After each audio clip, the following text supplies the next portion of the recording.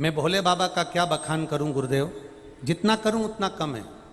मेरे बाबा ने मुझे दूसरा जन्म दिया है। मेरी जीभ में एक गठान हो गई थी। वो गठान धीरे धीरे बढ़ती हुई बहुत मोटी हो गई थी, जिसका डॉक्टर को चेकअप कराया तो उन्होंने ऑपरेशन का बोल दिया। गठान कैंसर की थी। डॉक्टर ने कहा इसका ऑपरेशन होगा, थेरेपी होगी और ये जरूरी है। किसी ने कहा कि आस्था चैनल पर कथा आती है और वो सीहोर वाला महाराज करता है, शिव पुराण आती है, सुना करो। आपकी कथा सुनना प्रारंभ करी। आपने कहा शंकर जी पे एक लोटा जल चढ़ाओ, कुंदकेश्वर महादेव के नाम से उनसे विनती करो और वो जल पियो, बेलपत्री खाओ। हमने डॉक्टर को दिखाया तो डॉक्टर ने ऑपरेशन का बोल दिया। परिवार वाले बोले माँ ऑपरेशन कराओ। हमने कहा ऑपरेशन नहीं कराकर थोड़े दिन बेलपत्र खाकर देखते हैं, जल पीकर देखते हैं। गुरुदेव बाबा का हम क्या वर्णन करें। कैंसर की गठान थी और जल पिया, बेलपत्र खाई। मुख से हम कुछ खा नहीं सकते थे क्योंकि गठान मोटी थी जीवान पर, तो केवल पीस कर भोजन लेते थे, पीस कर ही सारा कार्य करते थे। बाबा की कृपा, जब बेलपत्री खाई, पानी पिया, बाबा पर चढ़ा हुआ, आज बाबा की कृपा से मेरा पूरा कैंसर समाप्त हो गया। मैं पूरी बोल सकती हूँ और खूब बोल सकती हूँ, मैं सब कुछ खा सकती हूँ और बाबा आपके सामने बैठी हूँ। ठीक हो? दोनों हाथ हिला दो एक बार, हर हर महादेव। डॉक्टर भी आश्चर्य में है कि ये कैंसर समाप्त कैसे हो सकता है। शिव तत्व है औघड़ी। बैठिए बहन, हर हर महादेव। शिव भक्ति है।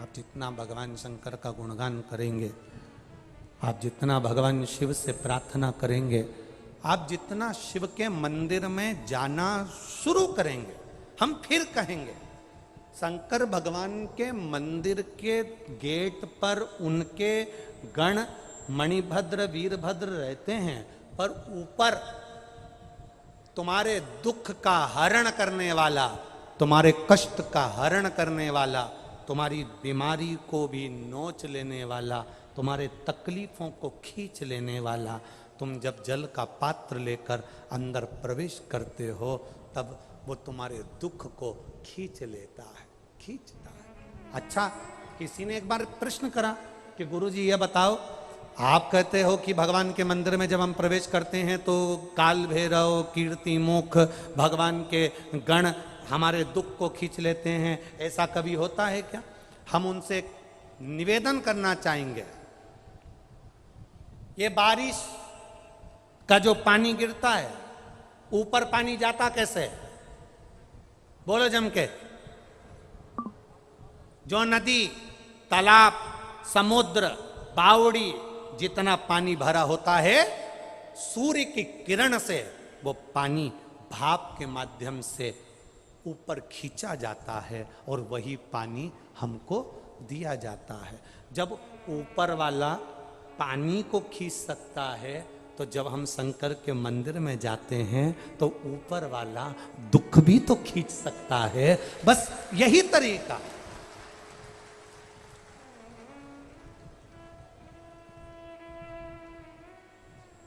यही एक रूप है। कोई कह दे हमारे पुष्कर में कथा चल रही है, हमारे यहां बहुत भीड़ है, हम नहीं जाएंगे। अजमेर वाले कह दें हमारे पास में कथा चल रही, बहुत भीड़ है, कैसे चले जाएंगे? जाना, 7 दिन ना जा पाओ तो 1 मिनट के लिए जाना। कंकर शंकर की इस भूमि पर बैठकर 5 मिनट, हाँ आना तो अपनी सोने की रकम, चांदी का सामान या जेवर फेवर लेकर मत आना, उसके बनकर जाना, उसके होकर जाना। बैठना, बहुत गर्मी, उमस भी पड़ेगी, तपन भी पड़ेगी, पंखा भी झेलना पड़ेगा। कोई कथा सुनना सरल बात थोड़ी ना है। जैसे पुराने जमाने में संत तप करते थे, तपते थे, आसपास आगी लगा लेते थे, तपते थे, तब भगवान मिलता था। तुम भी 3 घंटा क्या, कथा तो 1 बजे से चालू होती है, तुम सवेरे 6 बजे से एक जगह पे बैठकर तपते हो, पानी की बोतल तक लेने के लिए बाहर नहीं जाते। क्यों? गए तो अंदर आ नहीं सकते, बाहर गया अंदर नहीं आ पाऊंगा तो जाऊं कैसे? जैसा बैठा है, जिस जगह बैठा है, जिस आसन से बैठा है, कितना, ना बाथरूम जाना ना कहीं जाना, सवेरे 6 बजे से रात्रि को कथा हो 4 बजे तक 5 बजे तक निकलने में समय लगता है। इतने घंटे की तुम्हारी साधना रहती है, ना बाथरूम जाना, ना कहीं खाने जाना, ना पानी पीने जाना, ना कहीं जाना, एक जैसा आसन लगा के ठप्पा मारकर एक जैसे बैठे इंतजार कर रहे हो कथा का, इंतजार। और कोई तुम्हारे लिए वीआईपी व्यवस्था नहीं है कि तुम आओगे तो तुम्हारे को कोई पंखा झेलने वाला खड़ा है कि आना और तुम्हें पंखा झेलेंगे। यहाँ तो पंखा झेलने वाला भी नहीं, अपने ही साथ पुष्टा लाओ और झेलता जाओ। यहाँ तो केवल तुम्हारा तप है, साधना है।